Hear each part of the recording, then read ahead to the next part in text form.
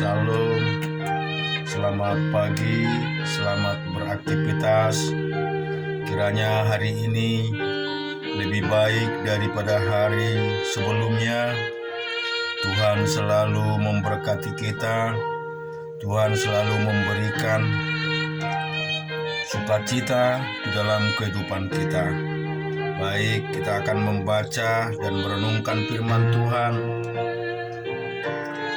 di dalam Lukas 14 ayat 1 sampai dengan 11.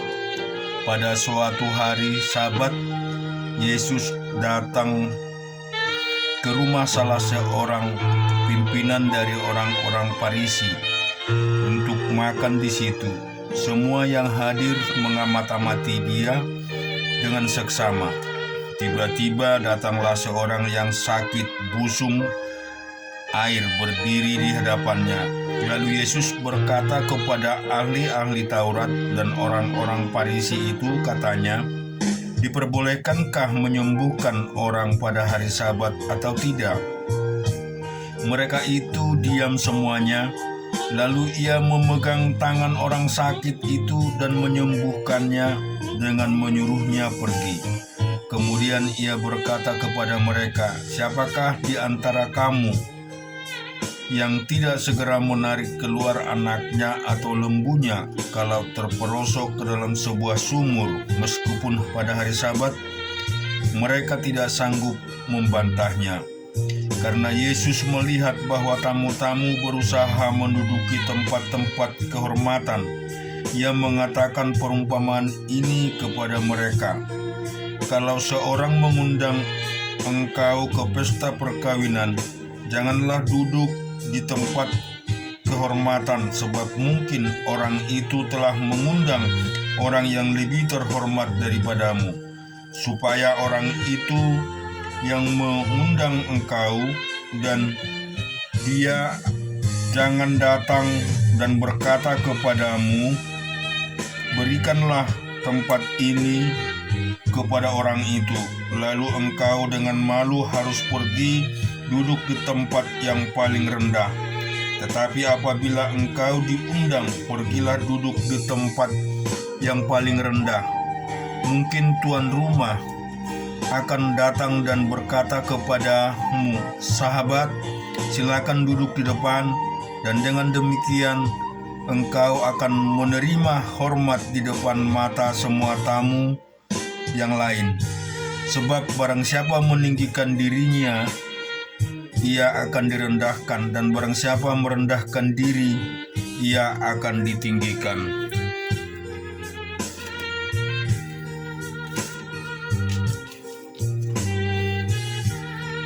Dalam Mazmur 82 ayat 1 sampai 8. Allah berdiri dalam sidang ilahi dan berkata di antara para Allah, ia menghakimi. Berapa lama lagi kamu menghakimi dengan lalim dan memihak kepada orang fasik? Berikanlah keadilan kepada orang yang lemah dan kepada anak yatim. Belalah hak orang sengsara dan orang yang kekurangan, luputkanlah orang yang lemah dan yang miskin. Lepaskanlah mereka dari tangan orang fasik. Mereka tidak tahu dan tidak mengerti apa-apa, dan kegelapan mereka berjalan. Goyanglah segala dasar bumi. Aku sendiri telah berfirman, kamu adalah Allah dan anak-anak yang maha tinggi kamu sekalian. Namun seperti manusia kamu akan mati, dan seperti salah seorang pembesar kepada akan tewas. Bangunlah ya Allah, hakimilah bumi, sebab Engkau yang memiliki segala bangsa.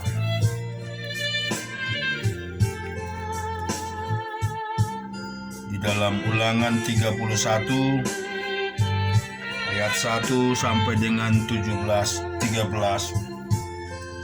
Kemudian pergilah Musa lalu mengatakan segala perkataan ini kepada seluruh orang Israel. Berkatalah ia kepada mereka, "Aku sekarang berumur 120 tahun. Aku tidak dapat giat lagi, dan Tuhan telah berfirman kepadaku, Sungai Yordan ini tidak akan kau seberangi. Tuhan Allahmu dialah yang akan menyeberangi di depanmu.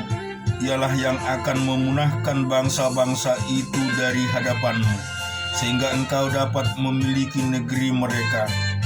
Yosua dialah yang akan menyeberang di depanmu seperti yang difirmankan Tuhan.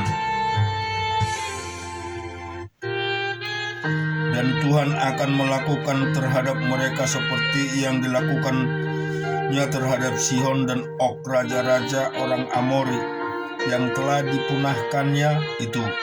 Dan terhadap negeri mereka, Tuhan akan menyerahkan mereka kepadamu, dan haruslah kamu melakukan kepada mereka tempat seperti perintah yang kusampaikan kepadamu.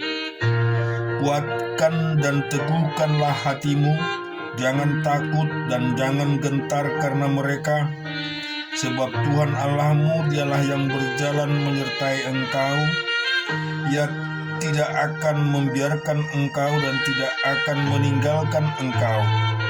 Lalu Musa memanggil Yosua dan berkata kepadanya di depan seluruh orang Israel, "Kuatkan dan teguhkanlah hatimu, sebab engkau akan masuk bersama-sama dengan bangsa ini ke negeri yang dijanjikan Tuhan dengan sumpah kepada nenek moyang mereka, untuk memberikannya kepada mereka, dan engkau akan memimpin mereka sampai mereka memilikinya. Sebab Tuhan, Dia sendiri akan berjalan di depanmu. Dia sendiri akan menyertai engkau. Dia tidak akan membiarkan engkau dan tidak akan meninggalkan engkau. Janganlah takut dan janganlah patah hati." Setelah hukum Taurat itu dituliskan Musa, maka diberikannyalah kepada imam-imam dan Bani Lewi yang mengangkut tabut perjanjian Tuhan, dan kepada segala tua-tua Israel. Dan Musa memerintahkan kepada mereka demikian: pada hari ketujuh, pada akhir 7 tahun, pada waktu yang telah ditetapkan dalam tahun penghapusan hutang, yakni hari raya Pondok Daun, apabila seluruh orang Israel datang menghadap hadirat Tuhan Allahmu di tempat yang akan dipilihnya, maka haruslah engkau membacakan hukum Taurat ini di depan seluruh orang Israel.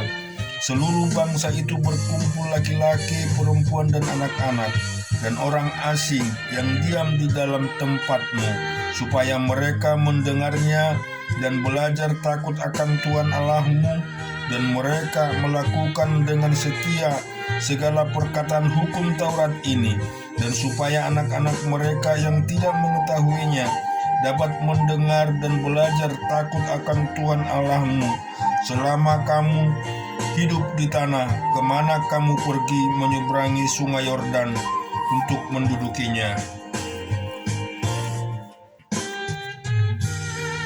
Amsal 20 ayat 1-15. Anggur adalah pencemooh minuman keras, adalah peribut. Tidaklah bijak orang yang terhuyung-huyung karenanya. Kegentaran yang datang dari raja adalah seperti raung singa muda. Siapa membangkitkan amarah membahayakan dirinya. Terhormatlah seseorang jika ia menjauhi perbantahan, tetapi setiap orang bodoh membiarkan amarahnya meledak. Pada musim dingin si pemalas tidak membajak. Jikalau ia mencari pada musim penuai, maka tidak ada apa-apa. Rancangan di dalam hati manusia itu seperti air yang dalam, tetapi orang yang pandai tahu menimbangnya.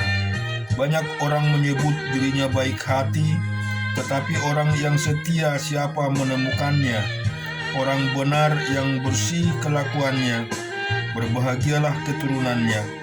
Raja yang bersemayam di atas kursi pengadilan, dapat mengetahui segala yang jahat, dan dengan matanya siapakah dapat berkata, aku telah membersihkan hatiku, aku tahir daripada dosamu. Dua macam batu timbangan, dua macam takaran, kedua-duanya adalah kekejian bagi Tuhan. Anak-anak pun sudah dapat dikenal daripada perbuatannya, apakah bersih dan jujur kelakuannya. Telinga yang mendengar dan mata yang melihat, kedua-duanya dibuat oleh Tuhan. Janganlah menyukai tidur supaya